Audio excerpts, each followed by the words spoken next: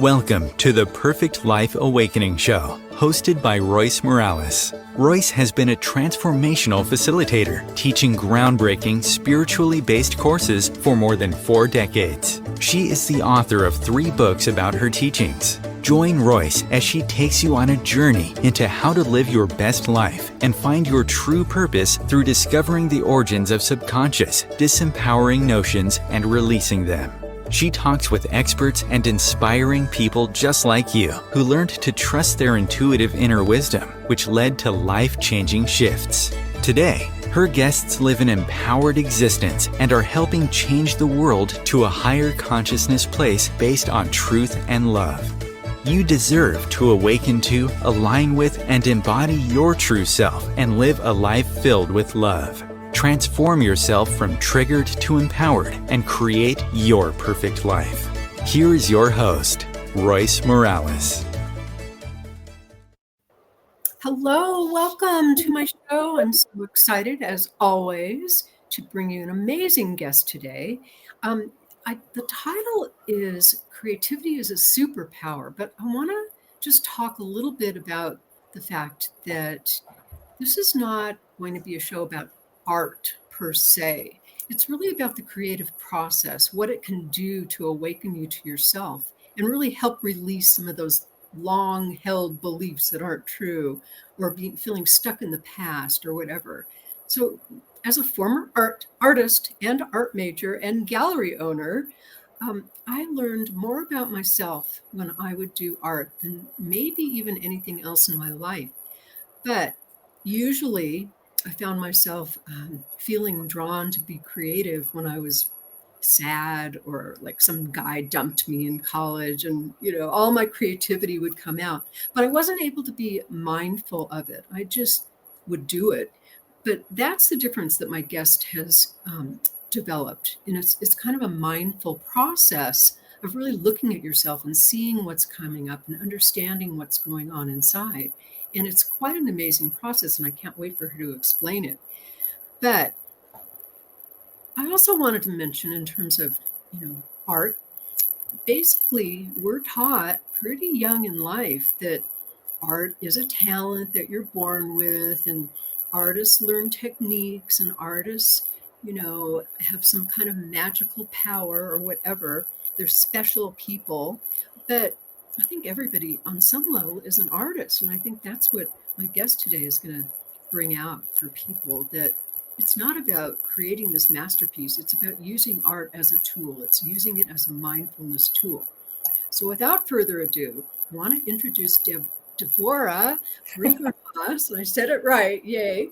And just tell you a little bit about her before I let her speak. She's a mixed media artist and transformational guide who has spent over 30 years using creativity as a direct self-discovery pathway, a way to awaken intuition and inner wisdom. Her art career took a dramatic turn when faced with a family crisis involving sexual abuse of her young children. What she thought would destroy her life became the catalyst for her most meaningful work, as well as how she related to her own childhood traumas. And this led to what she calls soul portraits, which is a process to help shed those false identities and limiting beliefs and feeling stuck in the past, etc. And her work isn't about fixing people. It's about helping them remember who they are beneath all the stories and life events that they went through. And she's very passionate about teaching others the power of this creative process. So welcome, Devorah. Thank you so much for having me. It's a pleasure to be here. Yes. What a good introduction. You got everything in there. There's so much to talk about. There is, yes. It was really interesting when we connected. We found we had so much in common. So it's really interesting how the universe sort of drops people in my lap all the time. Amazing. So tell us about tell us a little bit about your professional art career. How did that start and where did it lead? Tell us about that. Well, I'd always loved drawing and painting. As you said, we are born with creativity. It's a natural part of us, whether we're playing with mud, which I also love to do as a child, or run through the woods. Creativity is everywhere. Because I had my own early childhood trauma, I was disconnected from certain things. So I had trouble in school. My mind wasn't there. I was sort of off in Never Land, and felt most comfortable in nature. So early on, I had a more natural comfort language with creativity rather than words, math, learning how to write script. All of those things I sort of like didn't want to do. I just wanted to be in my own world. I didn't even know that art school existed until I was a junior in high school and spent a summer at Wesleyan art camp. And they were like, yeah, you should apply to art school. I'm like, what's that? And then I applied, even though my grandmother went to Pratt in New York City, we'd never talked about it, which is just so weird. So I applied to art school, got in, and the rest is sort of history. Once you graduate from that, you're on the gallery path, and it just rolls into one thing after another. So it was so natural for me to use creativity as a way to self-connect that I didn't know I was using creativity as a way to self-connect until I really needed it, and it absolutely held me the entire time. So did that answer your question? Yeah. So you ended up getting your work into galleries, and had it just sort of naturally happened? You didn't have to go out there stomping around and. There was a little bit of stomping, especially in the beginning. I had asked to be in galleries, and the question was always, well, have you been in a gallery before? And I'm like, no. And they're like, well, if you haven't been in a gallery before, we don't want you. And so it was this like, well, how do you break in? And so I started just having shows in coffee shops and libraries, and selling my work.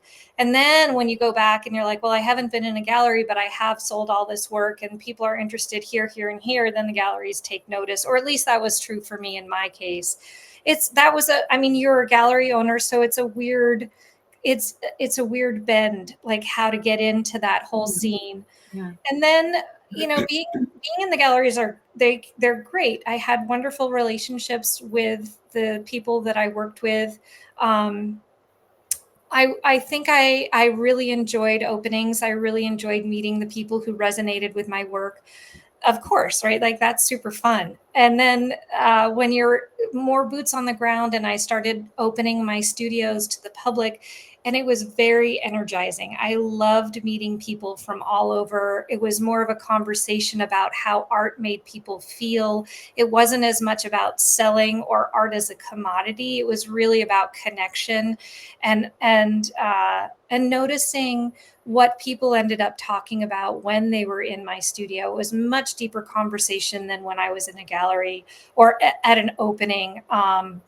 And then people who came in and the work really made them uncomfortable, they would just get out as soon as possible. And I always wanted to say, wait, you don't have to like the work. Tell me what makes you uncomfortable. I was so curious about how people move through the world, and I wanted their stories. And I think that that's the thing that made those times in my life very rich, to have that kind of connection. And it let me know that I needed to engage with the public more.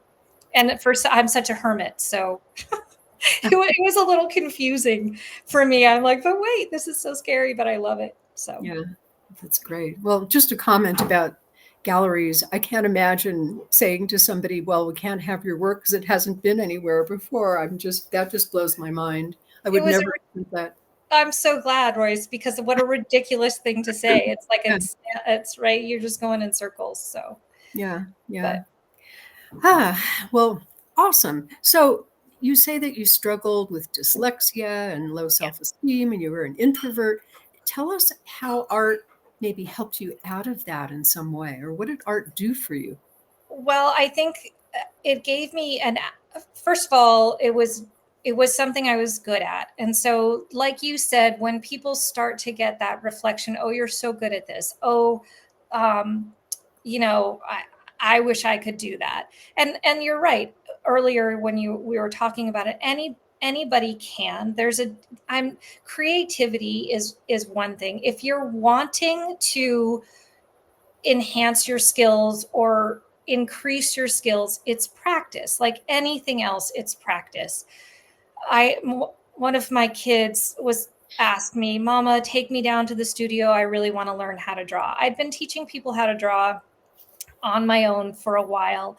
And we just went through the rudimentary ways of starting to draw with gesture drawings and getting him sort of acquainted with how to see in a very general way. And he was so frustrated, and he thought it was terrible. And his ability to see, if I had tried to get him, he was a natural neo-expressionist is what I'll say. Like, he was so awesome.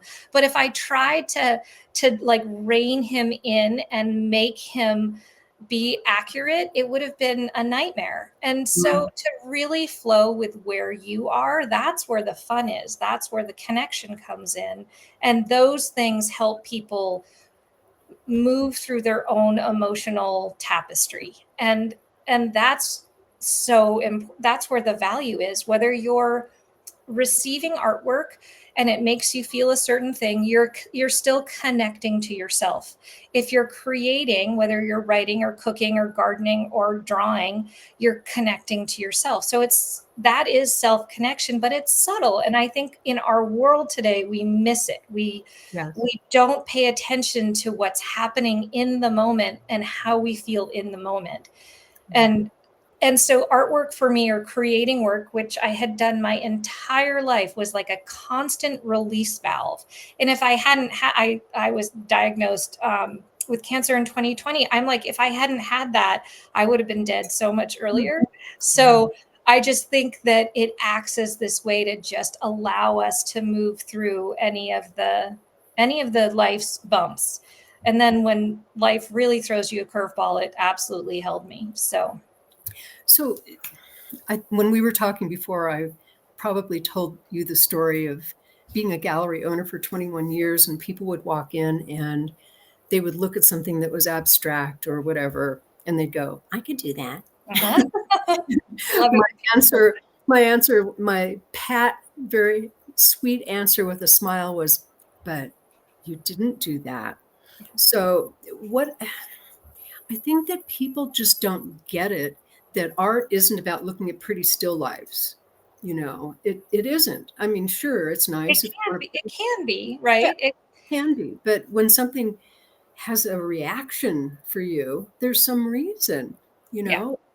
I mean, you look at Dolly and you have a reaction. Yeah. Picasso. Yeah.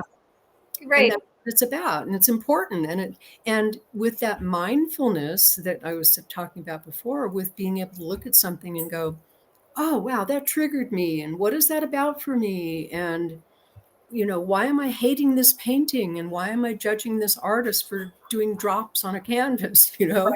Right. So it's the mindfulness that I think is important. Well, it's true for everything, but especially with art, and especially because we have so many false beliefs about art based on how we were trained in this world, Yeah. So, okay. So what happened 16 years ago that changed your life? Tell us about that. So in protecting our children it took years to figure out who had been sexually abusing them. And it's very often a family member. In this case, it was. And in the matter of 24 hours, my husband went to go talk to his father-in-law about it, and we had all of their support. And then within 24 hours, that shifted to him calling every aunt, uncle, cousin, my parents, and saying, these two are lying about this situation and we want to sue them and they're crazy and all of this stuff. And it's not so much sexual abuse. I want to say that sexual abuse, that's also my history. It changes the lens with which you see the world, right? And so, and it pivots the kinds of choices that you make. And as a parent, I was not going to deny what was going on with my children, but in not denying it, it just absolutely blew up the entire family, because people don't want to talk about it. They don't want to deal with it. They don't want to acknowledge it. So it's so demonized and it's so misunderstood, like as perpetrators, which I don't even like that language. I did a whole stint in victim offender mediation, and it talks about the one who caused harm and the one who received harm, and we all cause harm and we all receive harm. And so it was much more it was much more about people's reaction than it was the actual events, which were horrific, like truly, truly horrific. And it needs to be tended to. It needs to be held in a gentle way and a sensitive way. And it's because that's so misunderstood, it just, everyone became fiercely defensive, and we all treated each other terribly, and it blew up the entire family. So I wasn't expecting that. I was not expecting to be excommunicated from my family, and I wasn't expecting to be sued. And so it was I was devastated. These were people I loved. We went everywhere. We visited all the time. We felt close, except for this one area, right? Like, you just don't talk about sexual abuse. You don't talk about sex. You don't discuss it. You just put it under the carpet and pretend nothing happened. But you can't do that if your kids are so young. My son was 3, and he just needed to have a safe place to express it. And it was very messy, and it made people very uncomfortable, with good reason. It's incredibly uncomfortable. And I still needed to show up for him. And I chose to have kids, and I was like, well, this is happening. And I'm not denying it, because I knew in my own life what denial did. It absolutely exacerbated all of the problems and didn't help any of them. So that was never an option for me. I was very much a mama bear, and we went from a very large extended family, to our family unit of 5. And for a long time, our world was very small.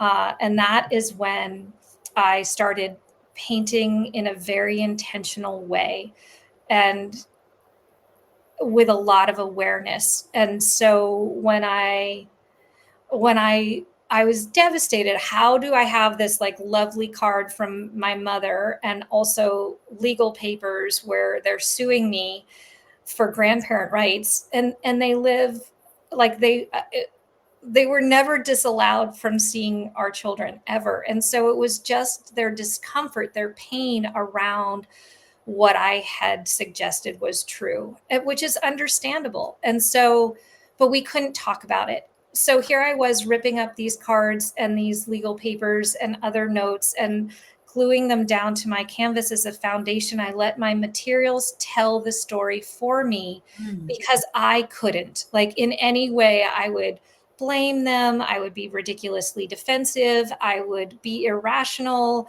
and I'd want everyone to come onto my side. And in this very quiet way, I was like, oh, we all have a role in this. And I was allowed to see my own part, to see their part from a distance, as a witness, rather than in the mess. I was observing the mess, and I had so much more compassion. And I was like, it just allowed me to see it and to acknowledge it. But more than anything, it allowed me to accept it and then move into forgiveness. And I had so much self-forgiveness that I needed first. And in doing that, it just shifted how I could let people be where they were. I didn't need them to agree with me. I didn't need them to believe me. I didn't need them to like me. I didn't need them to love me. I could give myself all of that. And that was a superpower. So then I was like, well, everything changed when I started doing that. So I was moving this stuck energy of my own history. And we have kids, and we're like, oh, we're giving them so much, but kids gave me myself back. And in dealing with what happened to them, I could really deal with what happened to me. And that, again, just it changed everything. So I was able to rewrite my own historical narrative and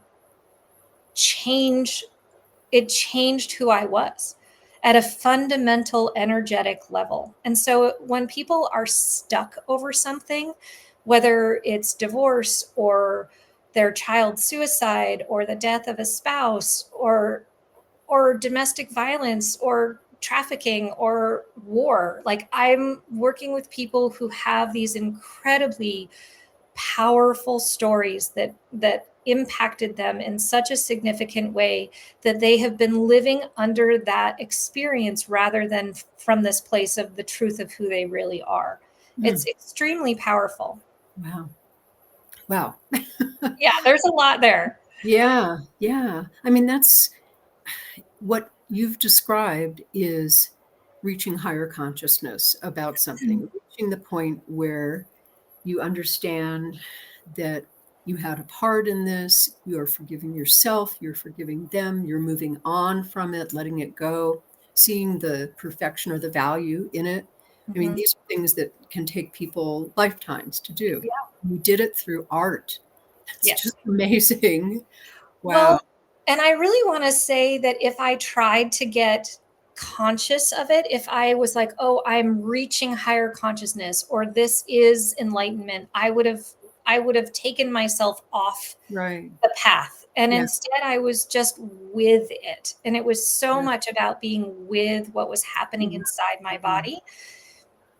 And it gave me access to myself in a way that I hadn't had before.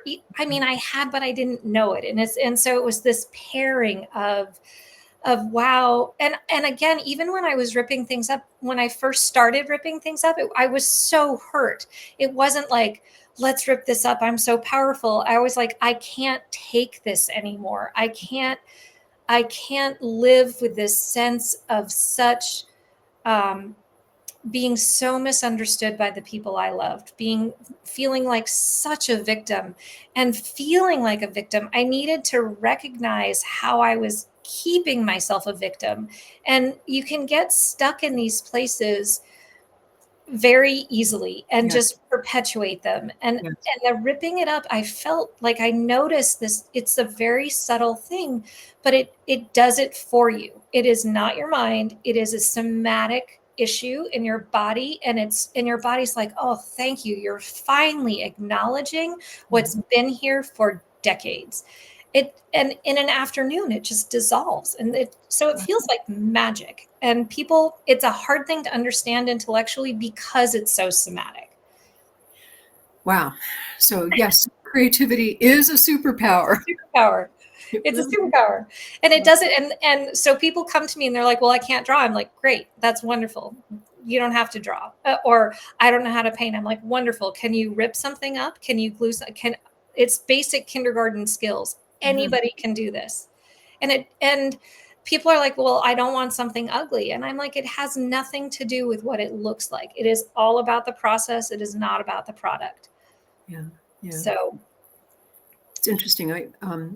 I used to, one of the processes that I did with my students when we would go on a retreat is I would have them write down something that they wanted to let go of, whatever it was, an emotion, an anger, an event. They would write it down in detail, and then we would rip it up and burn it. Yeah. It's alchemy. very, very powerful. It is. And it is. And yes, I love that. I did a commission for somebody who handed me stacks and stacks of love letters, which were so, so beautiful. And he gave me access to read everything. And so I was creating a soul portrait for him for this. And he just wants to burn it up. So it's this, there are stages to it, which is fabulous. I love that. There's no attachment to it. You can create this thing. It moves all this energy. So either people can do it for themselves, which makes it much more accessible. I can do it for them, which is my favorite thing in the world to do. But it's much more in depth. And then there's like workshops in the center and coaching in the center. So there's like this wide range of options for how to use this process to suit your needs. But that transition from this is in my body to this is out of my body to rolling it up and putting it in a closet or framing it and hanging it on your wall, you engage with it differently, or burning and it's whatever feels right to you. And it's that same following your own intuition, because ultimately that is where your power is. We're all already whole.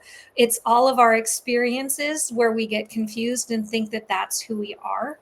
And so, I've worked with surgeons who are renowned in their field, and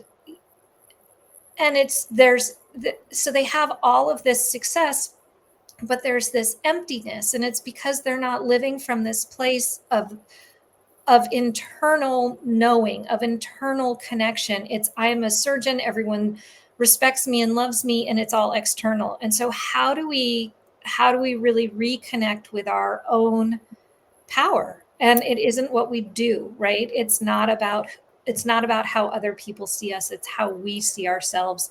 That internal relationship we have with ourselves is the most important thing we can have. And if we like ourselves, we're okay. If we don't, we're in big trouble. Right. It's how we move. It's how we move through the world. Yeah. And coming from that place of really disliking who I was and moving through all the layers of how I ended up there, to releasing all of those layers, you end up really liking who you are.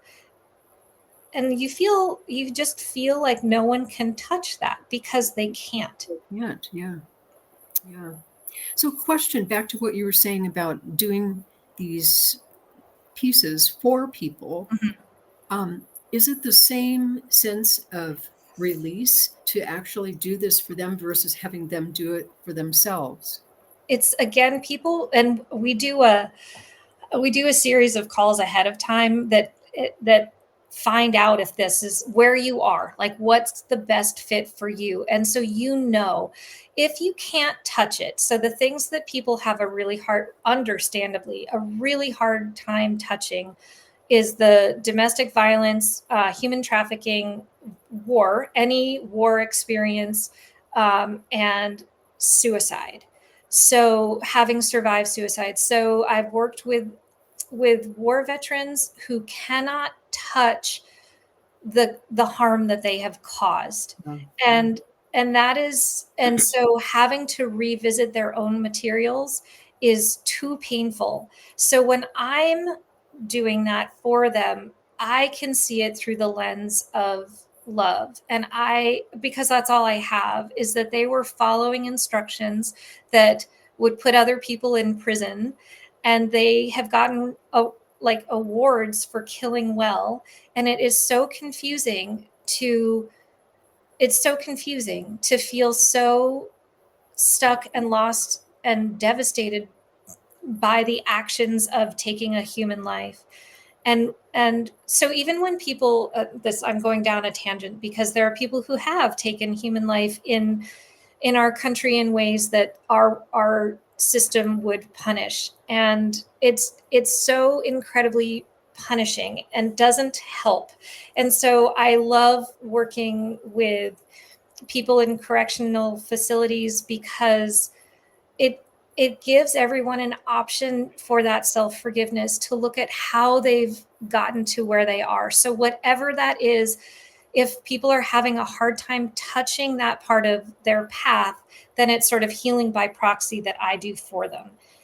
To answer your question, but there's no judgment. I am not coming from a place of judging anyone. So whether you've murdered somebody over like infidelity, I'm making something up, or drugs or whatever, rage, the rage is what's so important, and the rage is valid. Like, what happened, and how were you told that your truth was so unacceptable that you had to, that violence was the only answer? And so for me, like, I can't kill a spider, let alone a human being. Although, like, I think that we all carry that within us, right? Like when I was protecting my children, that is the closest I felt to wanting to kill another person.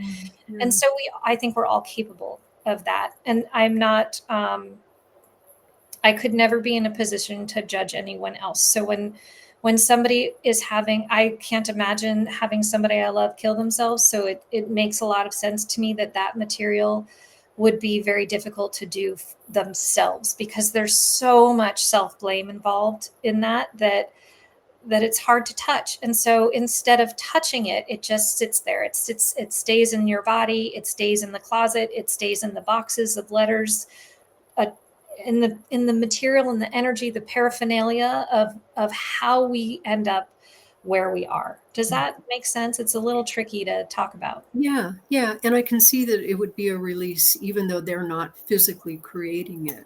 Yeah, exactly. Yeah. So we need to take a bit of a break. Just to remind everybody, I'm talking to Devorah Brinckerhoff, and we're talking about creativity and soul portraits, and she's going to explain a little bit more about soul portraits in a minute. We'll be right back. Om Times TV.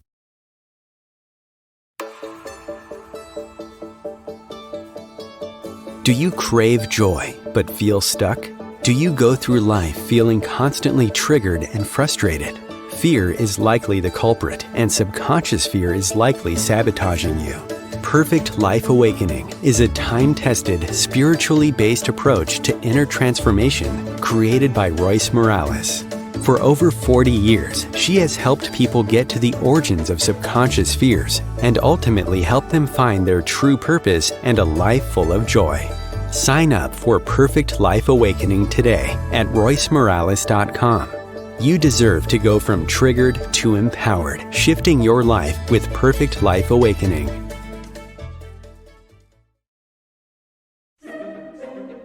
Imagine becoming a super influencer. Reinvent yourself, invest in your brand, and then manifest your success with a robust spheric approach. Om Times Media and Broadcasting offers a unique and multifaceted way to become the spiritual and conscious influencer you deserve to be by putting your message across our powerful platform with its proven record of integrity and excellence. Through our produced shows, Om Times offers the opportunity to become a social media TV personality, a radio show host, an Om Times magazine columnist, and a syndicated podcaster, all in one shot.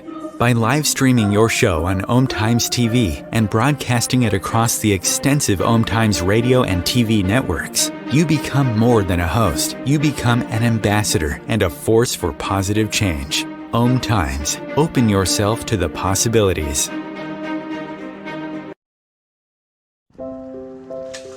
I want to eat apples and bananas. I need to eat apples and bananas. Why can't I eat apples and bananas? Support the Feeding America nationwide network of food banks to help provide meals to those in need. Join us at feedingamerica.org.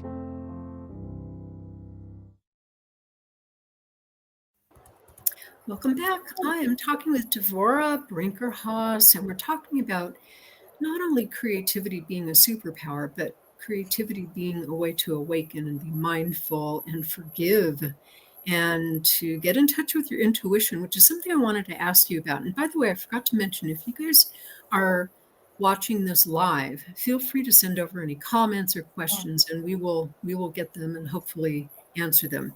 But let's go back to my question. So you're saying that it helps to awaken intuition. Tell us a little bit more about that. How did that work for you? It's subtle. We all have it. And the more you start listening to that intuition, it becomes louder and louder. So when people are talking with me, I'm really genuinely asking, do you want to lean into all of these things in your past? And if the answer, right, they'll have a feeling in their body. If there's some relief to it, then yes. If there's a contraction, then no. It's quite simple. Follow the relief. Follow where there's some opening, some expansion, some lightness. And so if you're out there and you're like, oh yeah, I've got this box that's filled with letters and documents, or 7 boxes, or you've got piles all over the place, there's a reason why you're keeping them, and your body knows. And so if you start if there's permission to start looking through it, to start feeling what the reaction is. So if I was to look through a photo album now and come across family members that I'm no longer in contact with, there's a contraction, there's energy there. And I'm like, oh, that's something that I need to address. It's So- not complicated. Right. So We just don't do it. Sorry. Go ahead. We just don't do it. We don't give ourselves a second to listen, to feel it, because our body always knows. Yeah. It's interesting, as you're talking, I'm thinking about the whole issue of clutter in our lives, and how people that come in and help you declutter, it's an actual profession, and they go through each piece and they say, well, what does this mean to you? And how would it be if you didn't have it? And they have this whole process that they do. It sounds very similar to what you do in a way. Yes, it really is. Yeah. But the difference is you end up creating something from that versus just tossing it out. Yes. So how does that? Well, and people really like that aspect of it, because how many of us have something that was given to us from a grandmother or anybody special, and they don't know what to do with it. Mm-hmm. And so if it's a cookbook or a photo, or a painting or a poster, like anything you can rip up, you're still honoring it. You're turning it into something else, or all these memories. So especially if people send me a box basically of their from their childhood to date, and it's got a lot in it, they don't know what to do with these things. And so it recycles them, but it also transmutes them into something that's relevant for who they are now. Yeah. And so, yeah, when people don't know what to do with something, it's a way to honor it without just throwing it away. And that tends to feel better. So like even divorce papers, people don't know what to do with them, but they don't want to throw them out. There's so much there that this is a great thing to do with them. Yeah. And I think when you said it honors it, I think that's important too. Yeah. Absolutely. The honoring of the path that we have walked is essential for moving energy, for self-forgiveness, for moving on. We must honor where we have been. It got us to where we are today. There's nothing wrong with it, no matter what that involves. Like, it got you here. So it's something to be honored. You're survived. You're here. Yeah. Yeah. I'm also thinking about people as they get older and they start thinking, what's going to happen when I die? Everybody's going to have to throw all this stuff away. And, so it's probably part of that too, that, wow, yes. I've gathered this and I've written this and I've created this and it's all going to go in the trash. Yeah, no, that's a great point, because the people who I often work with, the darker shadow side of life, but people come in and they're like, well, we want to celebrate the 50, 60, 70 years we've been together, or my husband just died, or my wife just died, and I just want to celebrate our relationship, or I want to celebrate this graduation or that accomplishment. And this is the same thing. You can put all of this into that says, I love you, I love myself, I'm celebrating us, I'm celebrating you, I'm celebrating me. It's a way, I say to people, it's a visual memoir of your life, and you can celebrate it no matter what, whether it's the hard stuff or the great stuff, because it's not just one thing ever. We need both. Everything is in relationship to the other. Yeah. Yeah.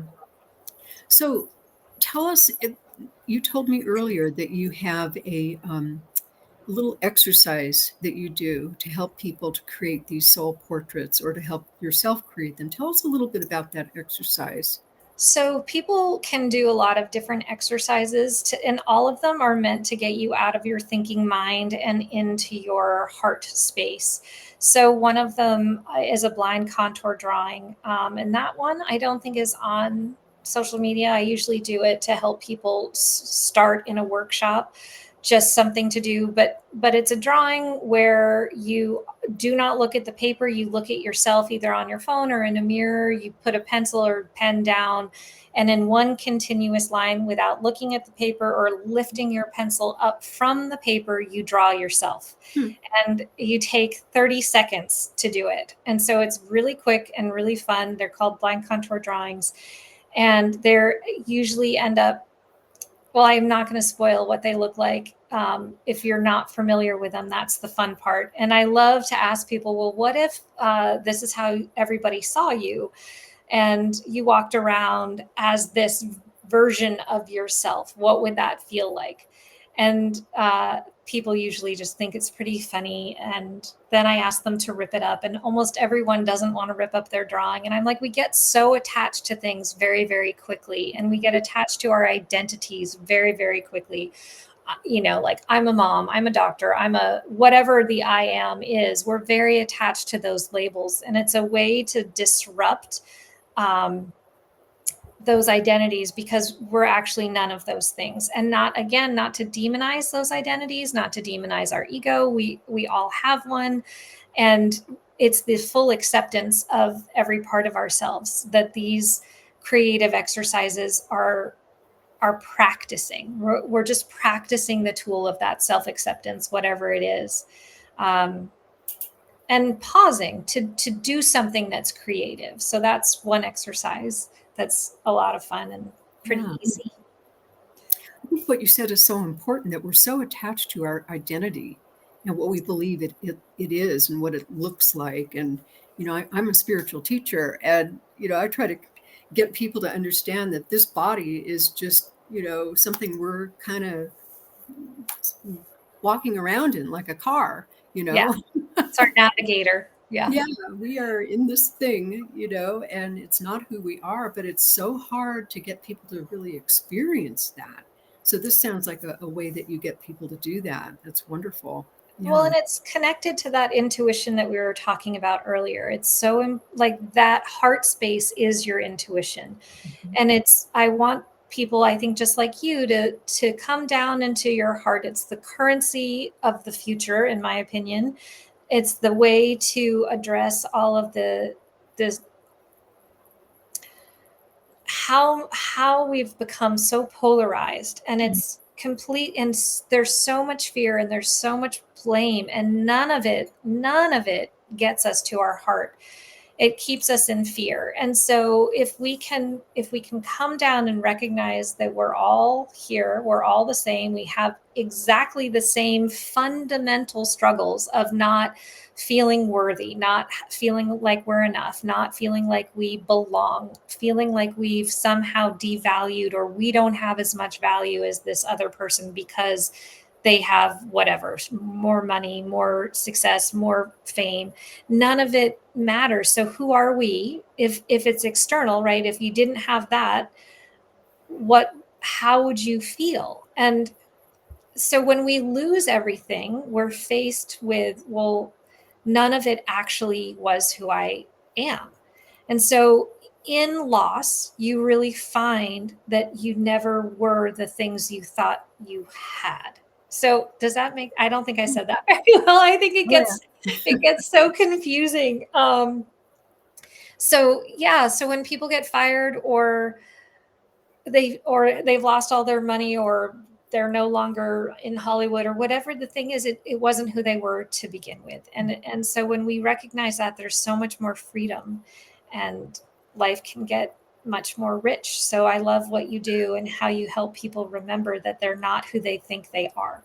And we're taught from such an early age, like, what do you want to do when you grow up? I'm like, who cares? Be yourself, move to your heart, let your heart lead you. There's so much more compassion and understanding for one another when we do that. And I know it sounds sort of Pollyanna-ish, but the judgment, it's just judgment towards yourself. And so this really takes a look at all of that. Yeah. And it flips you into your power, It absolutely does. Superpower, creativity, art, all of it. Yeah. So question, I'm trying to imagine somebody coming to you and saying they want a soul portrait, and you start doing all of this stuff, what happens on their end?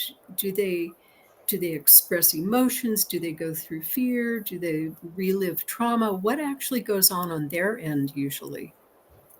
In a commission, it is quite separate. So that's when people hand me over their materials that feel stuck with them. There are times, so I'll check in. We have a bunch of calls in the beginning, and then I get, well, and people need to resonate with my style, because Right. it'll be an an over image at the end. So if they don't like the kind of drawing or painting that I do, which is totally fine, then it's usually not, we're usually not a great fit. It's a channeled experience. So I'll sit with their materials for weeks, read through them several different times to get an idea of what wants to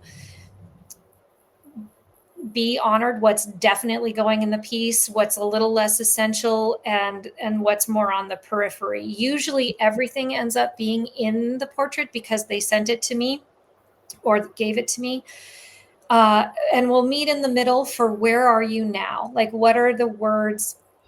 How do you see yourself now? What are some things that are important to you now? What are the books you're reading? What are the poems that resonate? Who are you now? And I'll capture that with written word in my own hand.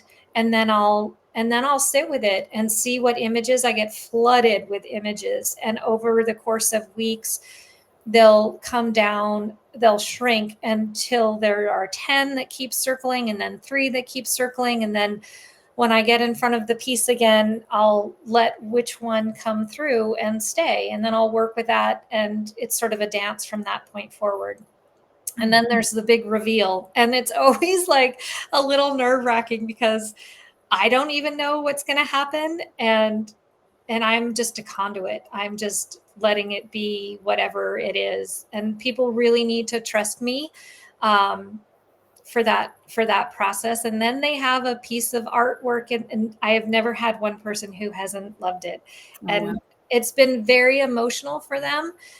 And usually people are very quiet for a while, and then they start talking about what's happening in their body. And it takes because they'll see snippets of their life in a corner, or a topographical map that was a favorite place that was their old stomping ground that they explored as a child, or however the materials that they gave me sort of peek through, and so that they have pieces of their story honored on their wall that they can revisit anytime, that also incorporates where they want to be, who they're stepping into, the highest version of themselves. I don't leave them in the shadow. I leave them in the highest possible version of love and possibility, of growth and expansion. So it's a constant reminder. It acts as a reminder of who they really are and who they're stepping into. And they get to then have a relationship with that. And one of the nicest things about this process is months and even years later, I'll just get a text from one of my clients, and they'll just say something that hit them about the piece, or a new insight that they got, or how the light came in during morning coffee, and just say something really simple and really beautiful. And it's so fantastic. Like that's such a huge honor to be in relationship with people, and to be let into their life in such a deep and meaningful way. And then to have that thread continue and touch down, because once we've done this, I sort of fall in love with whomever I've worked with. Oh, yeah. And so to hear from them at some future date is always just such a gift for me. So that's the commission part of it. They feel like somebody has held what they couldn't, held it in a way that they couldn't see, and it's given back to them just with acceptance and love and absolutely no judgment, with, again, the highest intention for everyone, because nobody needs more blame or shame. Right. Yeah.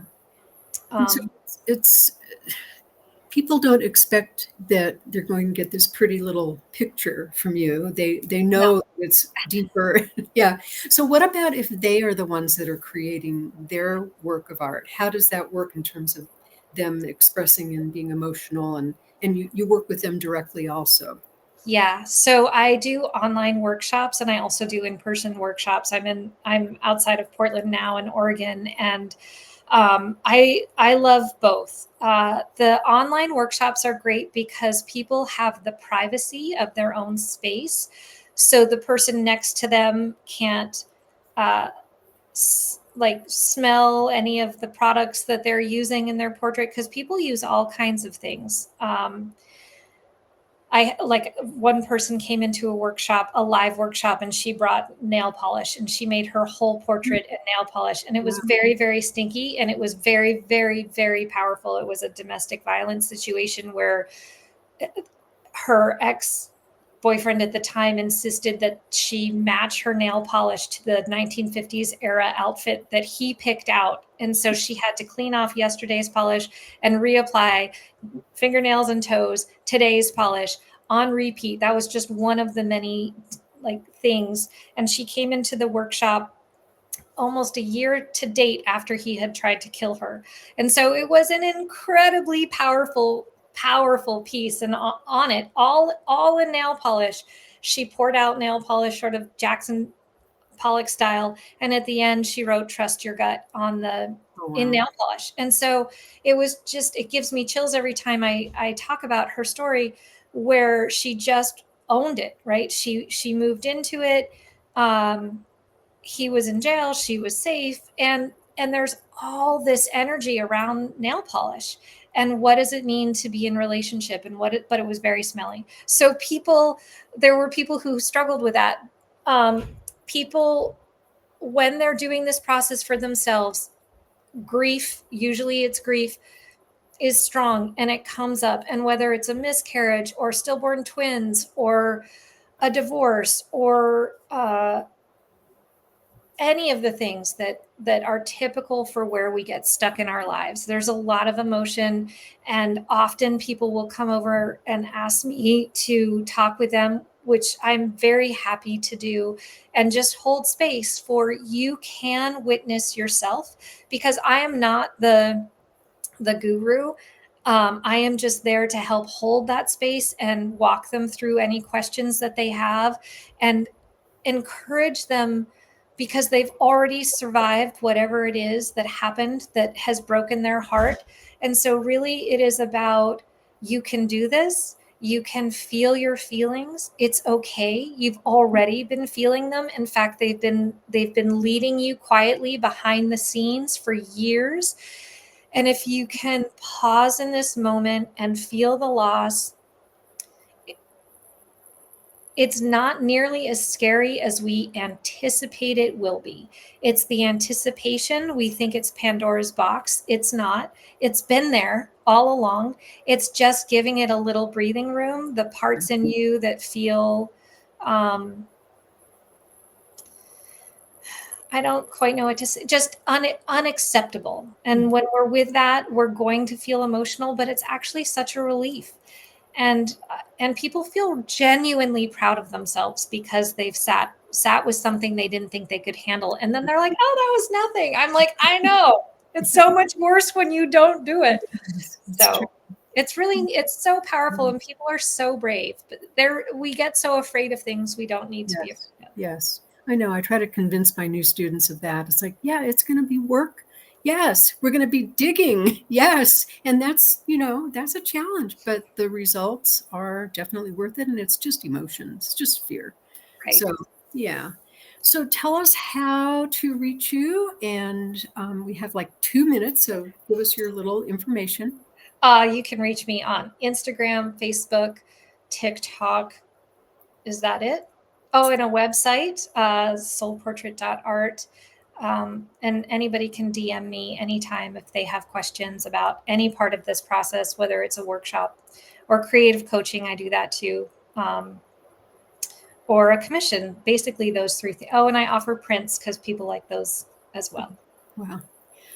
Thank you so much, Devorah. This was so enlightening and so beautiful, the work that you're doing, and keep it up and reach out to her and do this process, because I get chills every time you're talking about it, because I know how powerful it is. So just awesome. Thank you so much. Thanks for having me. I love talking to you about it.